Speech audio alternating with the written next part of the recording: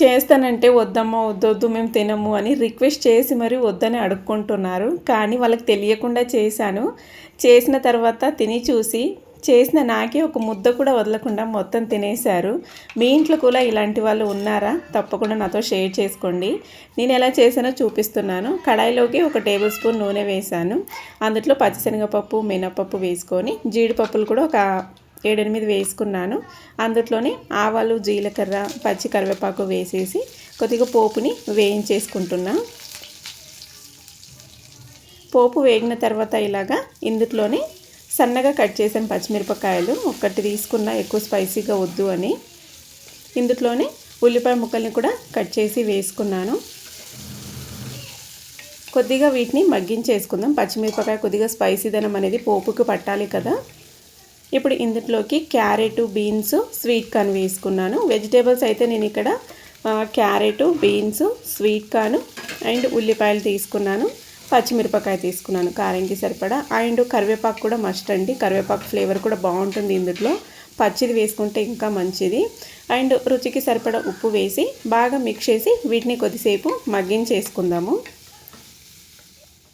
దీని పేరు చెప్పగానే వద్దొద్దని మరి రిక్వెస్ట్ చేసి మరి అడుక్కుంటారు. అస్సలు చేయట్లేదు ఈ మధ్యన. ఇంకా తెచ్చిన రవ్వనేమో వేస్ట్ అయిపోతుంది కదా అని.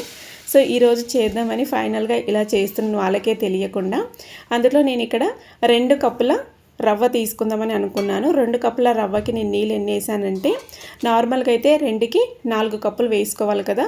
6 కప్పుల దాకా నీళ్ళు వేసుకున్నాను. ఎందుకంటే మరి పొడి పొడిగా ఉంటే బాగోదు, కొంచెం సాఫ్ట్గా అవ్వాలి, కొంచెం మెత్తగా అవుతేనే బాగుంటుందని నేను ఇలా వేసుకున్నాను.